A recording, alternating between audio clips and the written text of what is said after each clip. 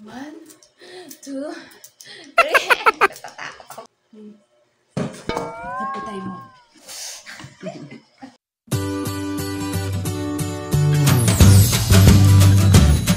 Hello guys! Welcome back to my channel. For today's video ay gagawa po ako ng pudding for the first time.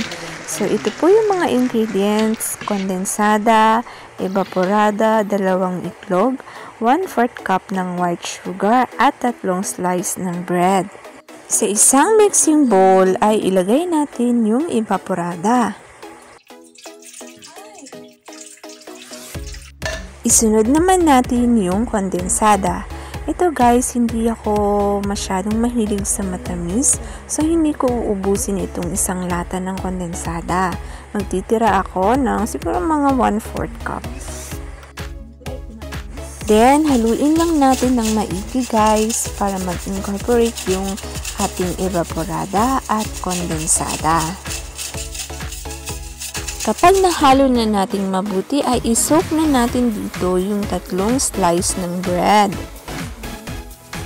Ayan guys, ilublob lang natin at ibabad at durug-durugin natin para madurog. Mano-mano ang labanan dito guys, hindi tayo gumamit ng blender para doon sa mga viewers natin gusto mag-try nito na walang blender ay makakagawa pa rin sila.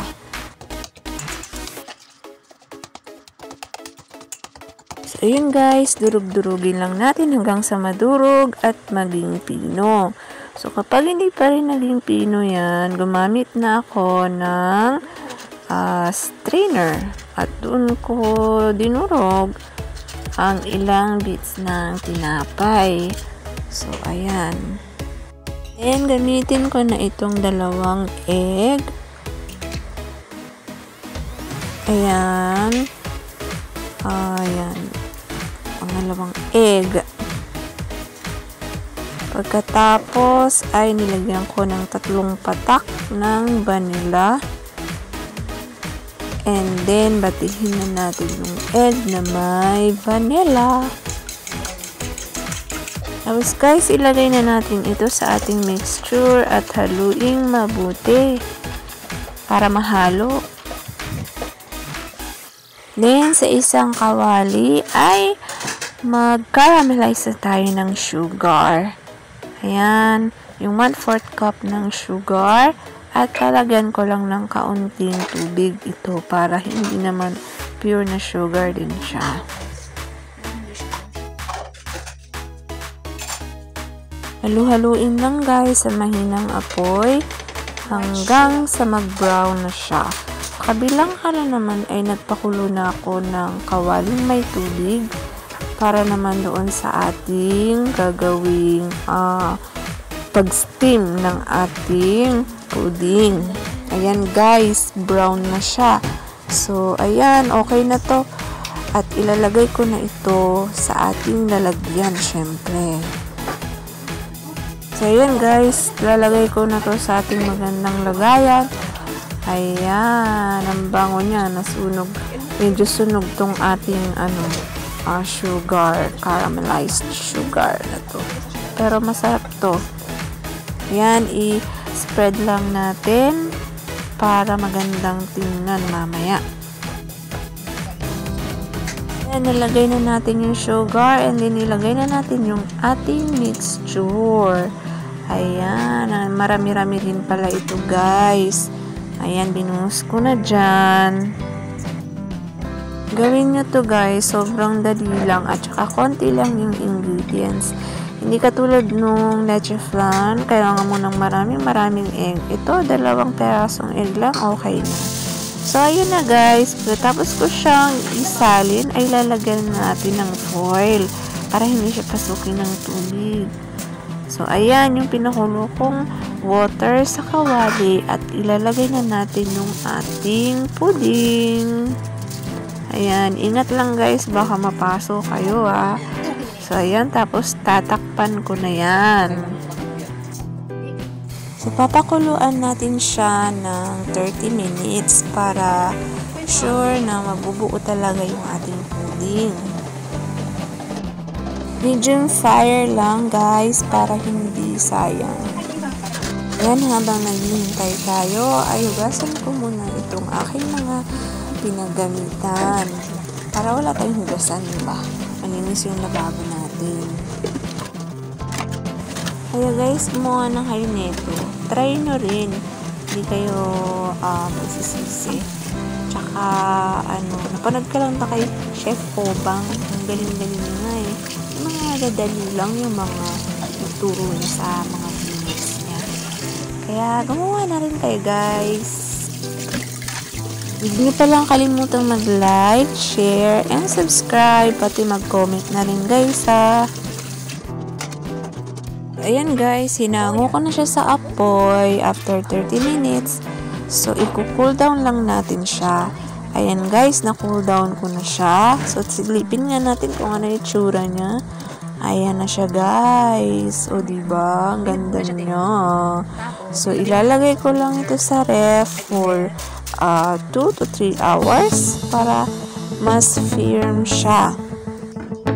Ito na guys, the moment of truth. Silipin na natin. Okay, isasalin na natin siya. So, anuin lang natin ng spatula sa gilid para sure tayong hiwalay siya sa lalagyan na ito. Dahan-dahan lang, baka masira ang ating obra maestra. So, ayan guys, mas maiging spatula yung gamitin or toothpick. Pwede rin yung toothpick. So, ayan. Excited na ni kung anong magiging resulta nito.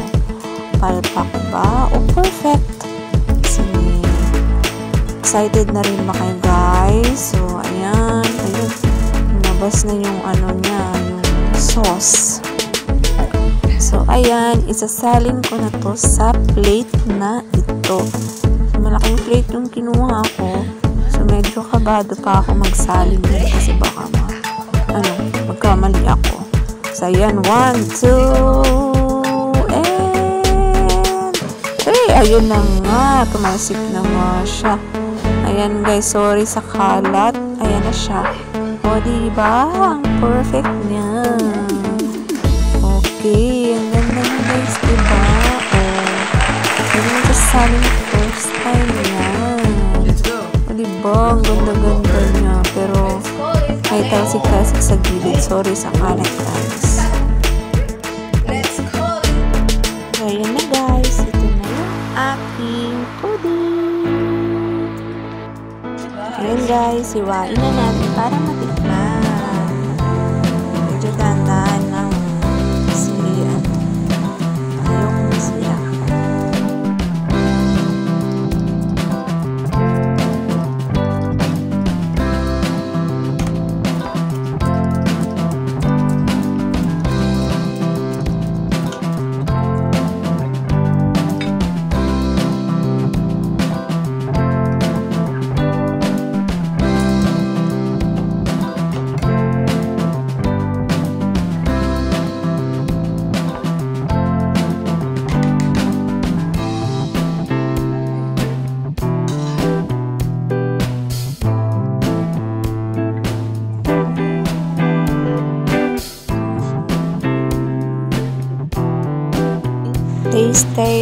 Taste test. Ano ba daw?